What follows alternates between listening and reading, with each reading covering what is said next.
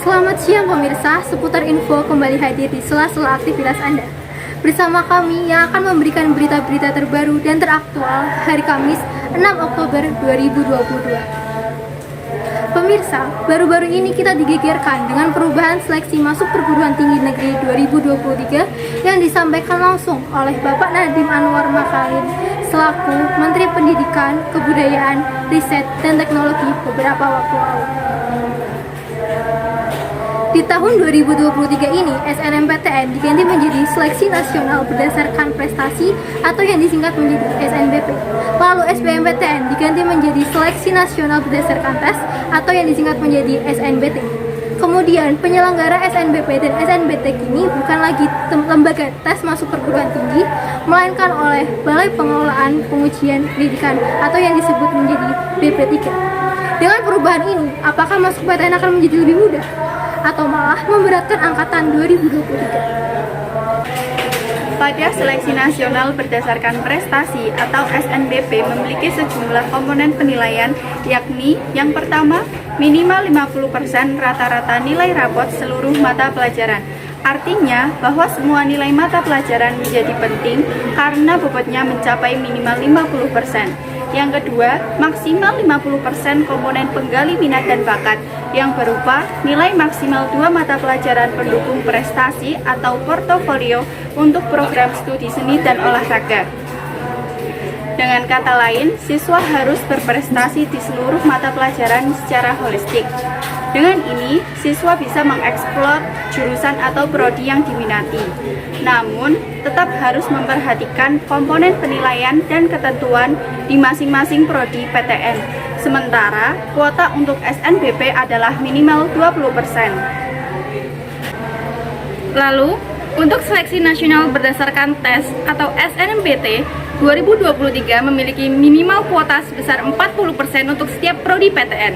Di SNMPT, siswa akan mengikuti tes potensi skolastik atau TPS yang berfokus pada pengukuran kemampuan penalaran pemecahan masalah. Tes skolastik akan mengukur kemampuan siswa berdasarkan potensi kognitif, penalaran matematika, literasi dalam bahasa Indonesia, dan literasi dalam bahasa Inggris. Untuk jalur mandiri sendiri terdapat perubahan aturan, yaitu yang pertama, mengumumkan kuota calon mahasiswa yang akan diterima masing-masing program studi dan fakultas kepada masyarakat. Yang kedua, mengumumkan metode yang digunakan untuk penilaian calon mahasiswa.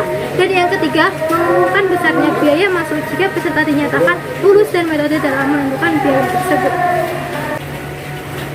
Mendikbudristek Nadiem Anwar Makarim saat peluncuran Merdeka Belajar episode ke-22 secara daring di Jakarta, Rabu 7 September 2022 menyampaikan bahwa arah baru transformasi seleksi masuk PTN dilakukan melalui 5 prinsip perubahan, yaitu mendorong pembelajaran yang menyeluruh dan lebih berfokus pada kemampuan penalaran, lebih inklusif dan lebih mengakomodasi keragaman peserta didik, lebih transparan, serta lebih terintegrasi dengan mencakup bukan hanya program sarjana, tetapi juga diploma 3 dan diploma 4 atau sarjana terapan.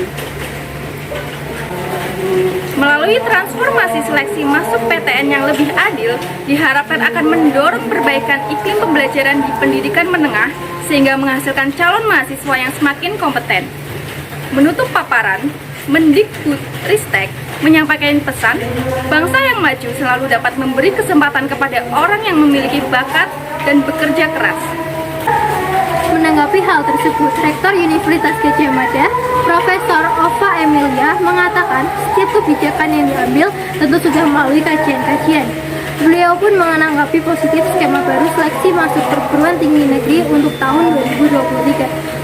Beliau meyakini skema tersebut untuk menjadikan sumber daya manusia Indonesia lebih baik ke depannya.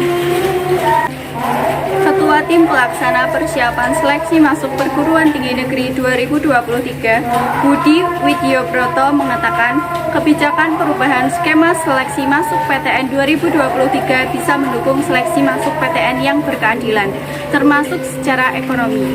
Setidaknya, dengan pola seleksi tahun 2023 ini, diharapkan siswa SLTA mempunyai kesempatan yang sama, baik dari jenis sekolah, apakah SMA, MA, SMK, sekolah yang berasal dari perkotaan atau kabupaten, kemudian juga siswa yang berkecukupan secara ekonomi maupun kurang mampu, karena yang tidak mampu pun atau yang mampu tidak akan banyak berlomba ini dan itu dengan berbayar, kata Direktur Eksekutif Lembaga Tes Masuk Perguruan Tinggi.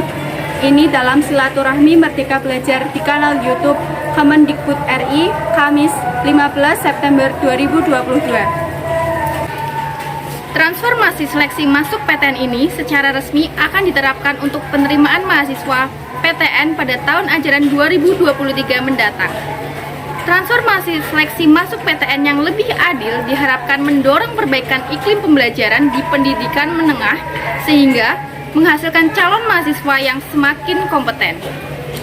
Bagi siswa kelas 12 atau calon mahasiswa lainnya, penting untuk mengetahui perubahan besar skema seleksi masuk PTN 2023 sehingga para siswa yang ingin melanjutkan pendidikan ke perguruan tinggi negeri di tahun 2023 mempersiapkan segala sesuatunya dengan lebih matang. Berita tadi sekaligus menutup acara seputar berita siang ini.